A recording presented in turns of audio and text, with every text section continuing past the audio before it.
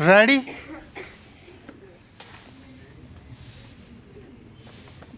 Start. उपाध्यक्ष महोदय, मैंने भाषण के आरंभ में कहा था कि मेरा मन बड़ा दुखी है।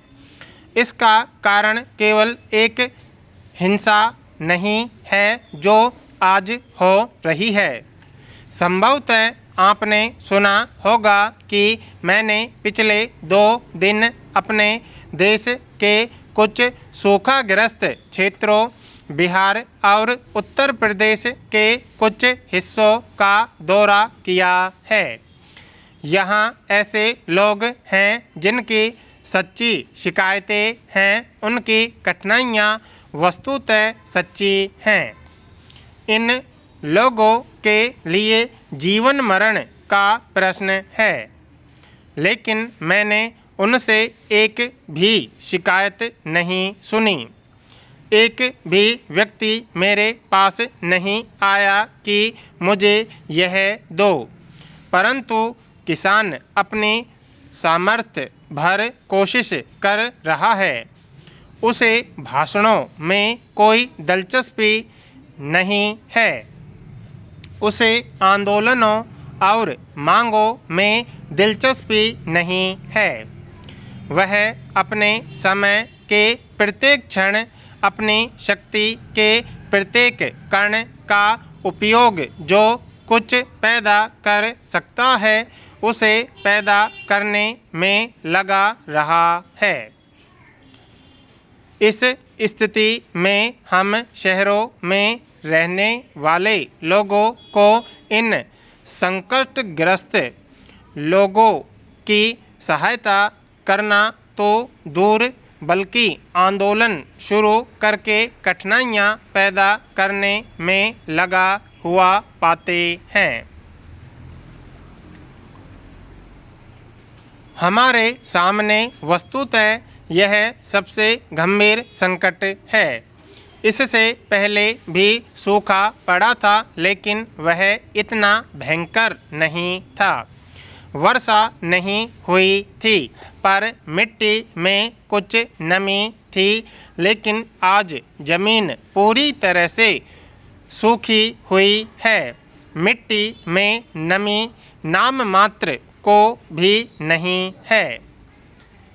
पिछली फसल में सूखे के समय लोगों ने जो सहयोग किया, स्वयं लोगों ने जो काम किया, श्रमिकों, अधिकारियों और गैर सरकारी लोगों द्वारा हर स्तर पर बड़े पैमाने पर जो प्रयास किए गए, हमें उन्हें नहीं भूलना चाहिए।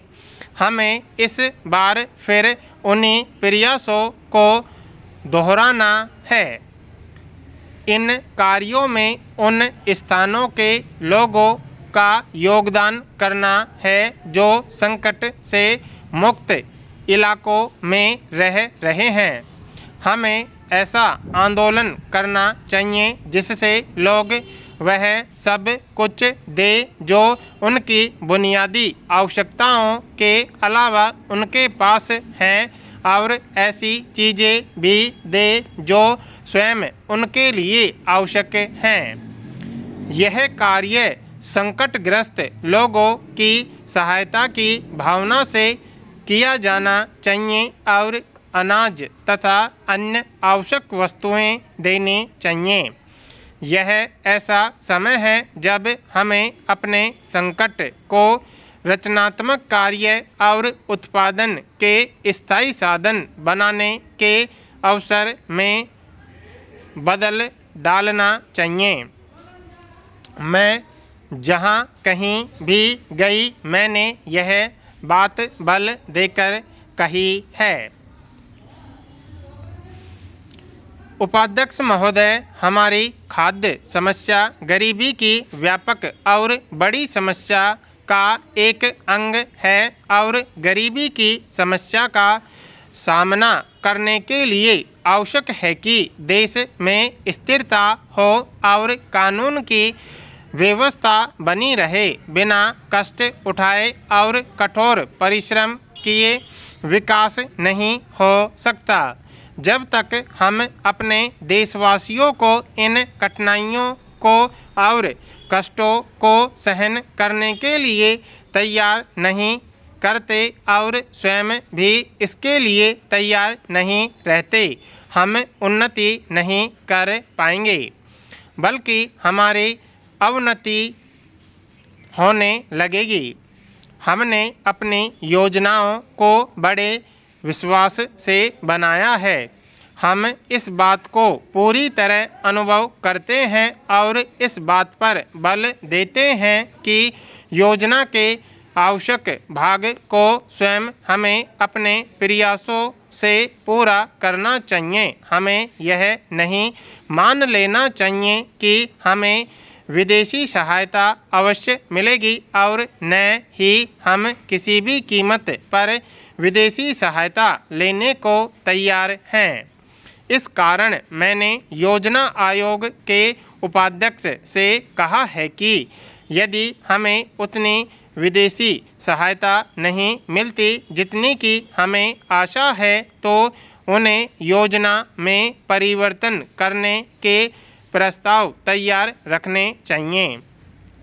चाहे कुछ भी हो, हमें कृत संकल्प होना है और अपने देश को आगे बढ़ाने के लिए पूरे संकल्प से काम करना है।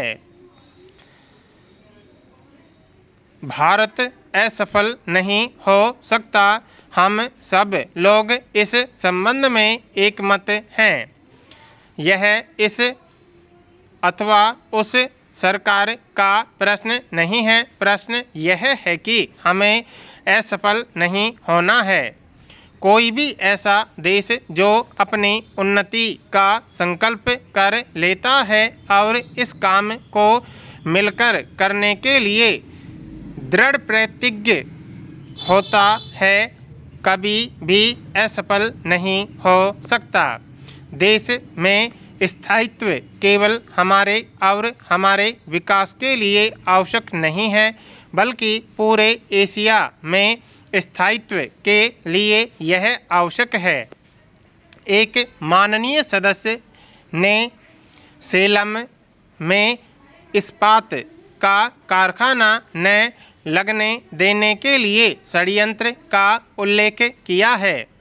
उन्होंने इस संबंध में मेरा हवाला दिया है। यहाँ भी मैं समझती हूँ कि मेरे शब्द बड़े स्पष्ट थे और मेरे इस विचार में कोई परिवर्तन नहीं आया है। हम सब राज्यों के हितों पर विचार करना चाहते हैं और किसी एक भी राज्य को कष्ट में नहीं देखना चाहते। हमें नए नए उद्योग शुरू करने चाहिए, लेकिन इस समय जबकि हमारे सामने कठिनाइयां हैं, मुझे एक ऐसे इस्पात के कारखाने की योजना बनाना व्यवहारिक दिखाई नहीं पड़ता।